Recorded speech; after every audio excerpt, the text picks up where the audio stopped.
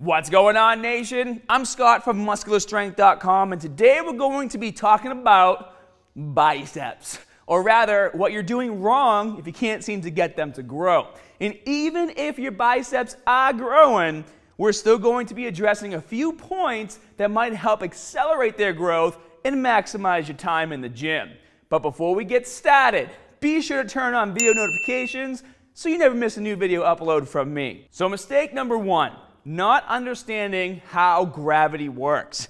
All right, guys, now you don't have to be Sir Isaac Newton to get your bicep training right, okay? But for the majority of you, the most detrimental mistake you're making when training your biceps is simply not understanding how gravity works. And I don't mean to sound condescending, but this is the easiest way to explain my point. I want you guys to stand up with your arms hanging naturally by your sides like this. Gravity is naturally pulling them towards the floor. Now, there is no bicep engagement here. There's no stretch, there's no contraction. They're literally just hanging out, doing nothing. Now, let's pick up a dumbbell and try the same thing. If I just hold the dumbbell with my arm in the same position, there is no tension. Now, my hand or my grip might get tired eventually, but not because my biceps are fatiguing, but rather my fingers and forearms are giving out. But let's now perform a bicep curl. If my elbow stays back here by my side or in line with my hips, I will get a solid bicep contraction when I get to the top of the movement. But as I go down, the tension starts to decrease as I lower the weight back down to the bottom where there is no tension at all. But that isn't totally true either, guys. If your palms are facing in, there is no tension on the biceps. But if you keep your hands supinated with your palms facing forward, we can keep the biceps activated at the bottom of the movement. Also, guys, this is a really good time to mention for those of you who are told fully extending is useless to remember that the sticking point of a bicep curl is the initial pull at the bottom of the movement. So if you never fully extend your arms, you are essentially skipping the hardest part of the exercise where your biceps have to work their hardest to move the weight. So skipping that is just a waste of time. Now, the way to fully maximize your biceps activation during any curl is to keep your elbows locked and slightly in front of your torso. So right about here. Next, as I curl the weight up, I still get maximum contraction, but as I lower the dumbbell back down, I can keep more tension on the biceps even when my arm is fully extended because my upper arm is no longer pointing directly towards the floor. It's at a slight angle, and what this does is allow you to keep a nice stretch on the biceps at the bottom of the movement. And if you take into consideration the fact that the most amount of muscle damage occurs during the negative, it'd be a shame to waste that opportunity here, simply because you're letting your elbows travel behind your hips as you lower the weight. Remember, guys, your body doesn't care about bicep growth.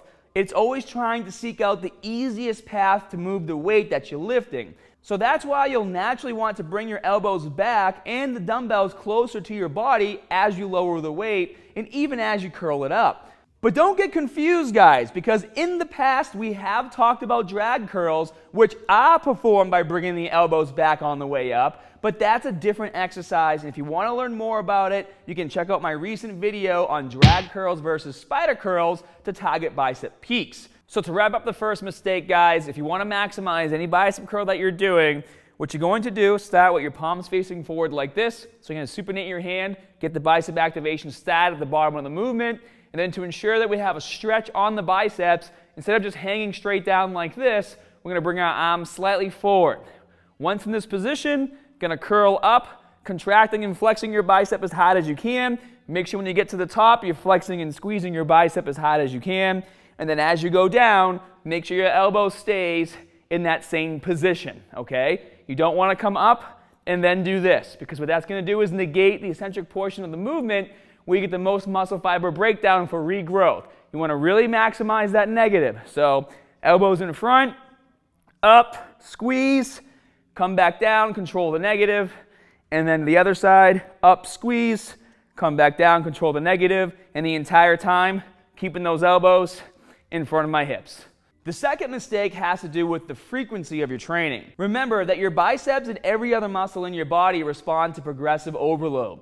This means that as long as you're consistently making progress in terms of how much weight you're lifting or how many sets and reps you're doing with a given weight, your biceps will grow. However, if there is too much time between your bicep workouts, your biceps may not be receiving the amount of growth stimulus they need, which could result in less muscle growth or often none at all. You see, guys, most people tend to train their arms once a week, and they usually have a dedicated arm or bicep day. They utilize this day to blast their biceps with 10 different exercises or until they can't even hold their water bottle anymore. So in their head, they feel like they're really destroying their biceps, but at the end of the day, you're still only training them once a week. So if this sounds like you need to stop what you're doing right now. Instead, you need to focus on hitting your biceps 2 or even 3 times a week and divide all the volume of those exercises across multiple sessions. And why should you do this? Well, after you've trained the muscle group, it will start recovering and rebuilding the damaged tissue, right? This recovery and regrowth process, or anabolic window, will only last about 24 to 48 hours, if you're lucky. So, if you're training your biceps every 7 days, there are still 5 days in a week that your biceps are receiving 0 stimulus, and that means that there is 0 potential growth happening during that time. On the other hand, if you were to train your biceps 2 or 3 times a week, but with less volume per session, your biceps would be growing practically every day of the entire week. Understand the difference, guys? Also, guys, and I cannot stress this enough, remember, the anabolic window changes drastically when you're full natty versus on steroids. If you're on drugs, you can get away with training muscle groups once a week, or bro splits as we like to call them, and you will see massive gains because your testosterone levels are 4 to 5 times higher than normal levels.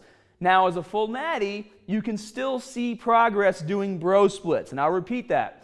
You can still see progress doing bro splits as a natural athlete. However, your progress will be much slower because your anabolic window is much smaller, which is why you need to train the same muscle groups multiple times a week to hit multiple growth periods. But I want to move on to the third and final mistake here. So if you guys want to watch my video that fully explains the anabolic window, I will link to it down in my pinned comment below. And mistake number 3, being too strict or too loose with your form. Balance is everything, guys. Today you might hear me say slow, controlled form is key to muscle growth, and tomorrow you might see me advocating the use of a bit of momentum to cheat and overload your muscles, like with my cheat and recover training technique. So the question is, am I contradicting myself or what, right? Well, no. It's just that you need to get the best from both worlds. Of course, there is a time for slow, controlled form, and that's when you need to work on developing your mind-muscle connection, or when you're trying to pre-exhaust or fatigue a muscle group. But when it comes to busting through a plateau to gain a bit more size and strength, sometimes the best course of action is to utilize a bit of cheat reps so that you can lift much heavier weights and focus on controlled negatives, because you can always handle up to 40% more weight in the eccentric portion of a movement versus the concentric portion. But when we're talking about biceps growth specifically, exercises like concentration curls, spider curls, and preacher curls are okay to do, especially towards the end of your workouts, but you need to focus more on exercises like the barbell biceps curl, the incline dumbbell curl, and weighted chin-ups. All of these exercises are perfect to use a bit more momentum and utilize the negative to stretch and force your muscle fibers to grow bigger and stronger. And now for a bonus tip. Recently, many of you guys have been asking me, when bicep curling with dumbbells, is it better to alternate one arm at a time or curl them both together? Well, the straight answer is that it depends. This always seems to be the answer to your questions, right? It depends. Neither form is superior or inferior to the other, and they both should be variations in your exercise arsenal. It just comes down to what you're actually trying to do. In my opinion, the main reason why I personally would ever consider doing a standing dumbbell curl is so that I could focus on curling as much weight as possible with each arm. If you go grab some heavy dumbbells right now, you will quickly realize that you can curl a lot more weight, even if it's just 5 pounds, by alternating your arms one at a time versus trying to curl both at the same time. This is because whether standing or sitting, it will be easier for your core to stabilize one dumbbell instead of two because technically it's half the weight. I understand, however, that many of you are worried about losing tension and wasting time because when your left bicep is working, the right one might be resting or vice versa. And I'm going to get into this, so make sure you guys, strap in for the ride. This type of thinking is backwards and it's just laughable, okay?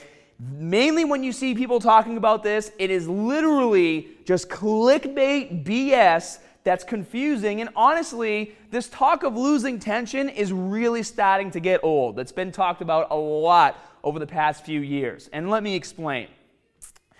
Do you really think that for the few seconds that one of your arms is not moving, that the metabolic stress from your reps is canceling out? Okay? Now, if you don't know what metabolic stress is, it is what happens when you perform exercises that rely heavily on anaerobic glycolysis for energy production.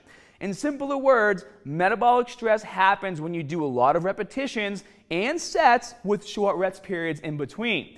This is what gives you guys the pump that you love so much, and this is also just one of 3 mechanisms that is responsible for building muscle. The other 2 are muscle damage and mechanical tension, but we won't get into those right now. But if you want to learn more, I do have an article that covers them, and I'll post that link in my pinned comment below too.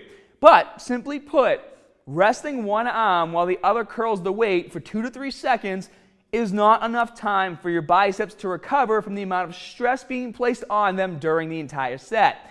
If it was, and this is where you guys really got to pay attention to what I'm saying, if it was, then in theory, you should be able to curl the weights until the end of time. And that goes for any exercise, guys. Half reps for more tension is just a stupid excuse to look cool lifting more weights, period.